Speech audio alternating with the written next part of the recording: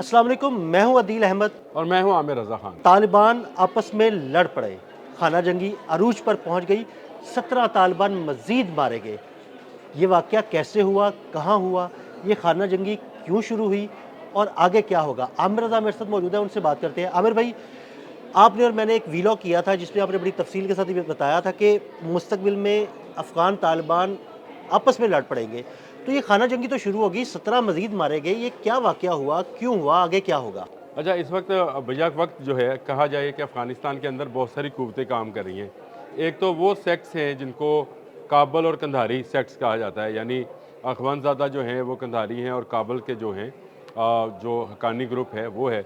ये तो आपस में लड़ रहे हैं, लेकिन इनके एक तीसरा दुश्मन बिल्कुल काबल के किनारे पे बैठा है और काबल के इर्द गिर्द इस वक्त उसकी हुकूमत है, यानी नेशनल रेजिस्टेंस फ्रंट वाले जो हैं ये मौजूद हैं। ये आपने 17 की खबर दी, अगर मैं आपसे कहूँ कि 459 मारे गए फिर ये तो बड़ी उससे भी खबर बड़ी है। खबर है। देखिए, बड़ी खबर इसलिए है कि ये सिर्फ एक वाक़या है जिसमें 17 की हलाकत की आपने तस्दीक की, और ये पानशेर वादी जो कि बिल्कुल काबल के साथ का इलाका है, बड़ा खुशहाल इलाका है। यहाँ पर एमरल्ड के बहुत ज़्यादा ज़ाहिर हैं। और आमिर भाई, एमराल्ड की बात आपने की, दुनिया में सबसे ज़्यादा जो पसंद किया जाता है एमराल्ड, वो पंजशेर का किया है। पानशेर का किया जाता है। तो ये एक ऐसी जगह है जिस पर तालिबान का कंट्रोल नहीं है। यहाँ पर रशिया भी कंट्रोल हासिल नहीं कर सका था, और उसकी बुनियादी वजह यह है कि अगर आप इसकी डेमोग्राफी या इसका जोग्राफिया देखें तो इस पूरी वादी को जाने के लिए एक बहुत ही तंग दर्रा है जिससे गुजर कर आप जा सकते हैं। और आपको पता है कि तालिबान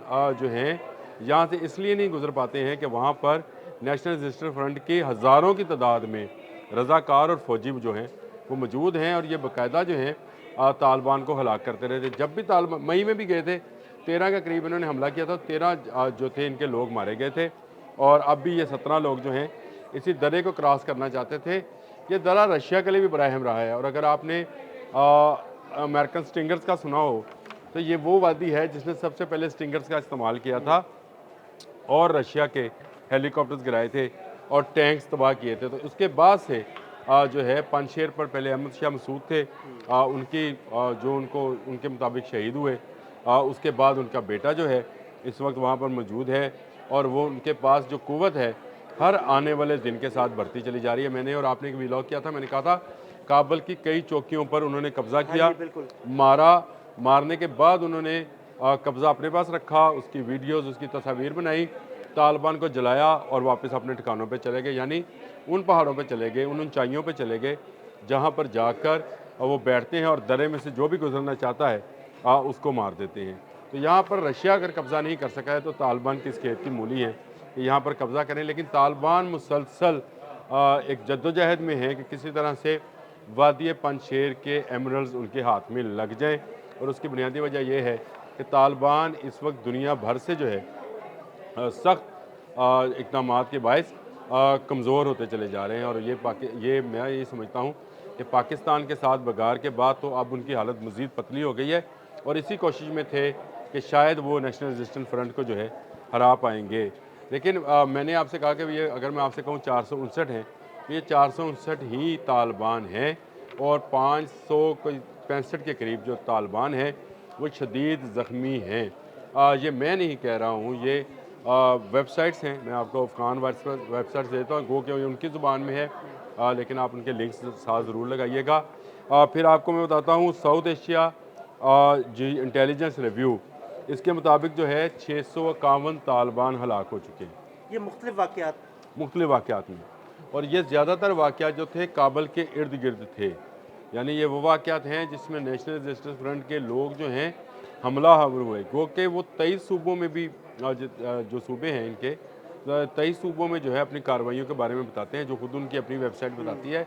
लेकिन ये तो एक आप समझिए जैसे NGO है या एक ऐसा अदारा है जो अपनी रिपोर्ट जारी करता है, और उस रिपोर्ट के अंदर ये चीज़ें शामिल हैं। इसके बाद institute of common conflict management, इसके मुताबिक 444 तालिबान जो है हलाक हुए हैं। यानी आप फिगर्स देखें, अब कहाँ 651, 444, और जो मैंने आपको बताया जो फिगर ये NRF ने जारी किया था 459 का, जिसको बहुत सारी वेबसाइट्स ने और बहुत सारे इदारों ने कोड भी किया है कि ये उनका दावा है। ये उनका दावा नहीं है, ये हकीकत है कि तालिबान को पंजशेर की वादी के अंदर से बहुत ज़्यादा रेजिस्टेंस जो है इस वक्त मिल रही है। ना सिर्फ मिल रही है बल्कि उनको वहाँ जाने भी नहीं दिया जा रहा। और आहिस्ता आहिस्ता काबुल में, क्योंकि काबुल में इस वक्त हैबतुल्लाह हवनज़ादा की हुकूमत है और उसका हक्कानी नेटवर्क के साथ, जो हक्कानी ग्रुप के साथ जो है बन नहीं रही है बात, तो इसलिए वहाँ पर भी एक अंदरूनी खाना जंगी इसको बोल रहे हैं वो मौजूद है। जबकि बैरूनी तौर पर नेशनल रेजिस्टेंस फ्रंट, जिसमें बहुत सारे दूसरे ग्रुप भी अब शामिल होते चले जा रहे हैं, एक बड़ी फोर्स का जो है वो बन चुकी है। और ये बड़ी फोर्स जो है ये तालिबान से काबुल लेना चाहती है। देखिए अहमद शाह मसूद जो इस वक्त सरबराह हैं, इसके बेटे का नाम भी वही है, तो उन्होंने ये बयान दिया है कि हमें कोई गर्ज़ नहीं है कि काबुल के अंदर हम अपनी हुकूमत बनाएं। हम ये चाहते हैं कि काबुल के अंदर अवाम की उमंगों के मुताबिक हुकूमत बने। यानी वो बात जो मैं अरसद रात से मैं भी करता रहा हूँ कि अबूरी सेटअप है और अबूरी सेटअप के अंदर जो है अवाम की उमंगों पर नहीं, तालिबान की ख्वाहिशात पर मामलात को चलाया जा रहा है। और तालिबान अपनी ख्वाहिश के अंदर आकर ख़ुद से अपनी हलाकत का सामान कर रहे हैं।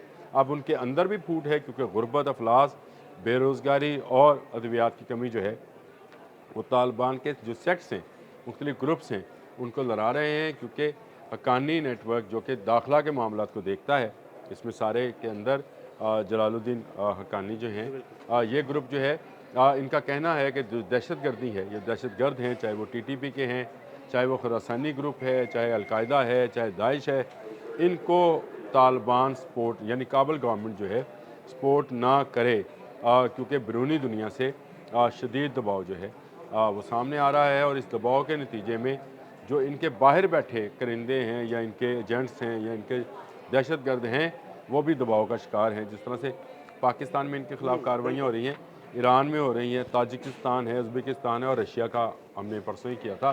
तो कौम मुत्तहिदा भी अब इस बात पर आ गई है कि ये एक इंटरनेशनल दहशत गर्दों का गिरोह या ग्रुप है जो ये कार्रवाइयाँ कर रहा है। और इन कार्रवाइयों के नतीजे में जो है दुनिया का अमन ख़तरे में है। तो मैं ये समझता हूँ कि तालिबान के ख़िलाफ़ NRF जो है आहिस्ता आहिस्ता एक बड़ी मूवमेंट बनती चली जा रही है। और ये बड़ी मूवमेंट जो है सैकड़ों तालिबान को हलाक कर चुकी है इन चंद माह में, जिनका मैंने जिक्र किया आपसे। और इसके अलावा भी अब एक बड़ी कार्रवाई होने जा रही है। और ये कार्रवाई जो बहुत जल्द आप सुनेंगे कि काबुल पर हमला जो है उसकी तैयारी, ये मेरी नहीं, ये इंटेलिजेंस रिपोर्ट्स हैं कि काबुल पर एक बड़े हमले की तैयारी की जा रही है। और इसी वजह से आपको तालिबान किसी न किसी जानब जो है झुकते हुए भी नज़र आएंगे।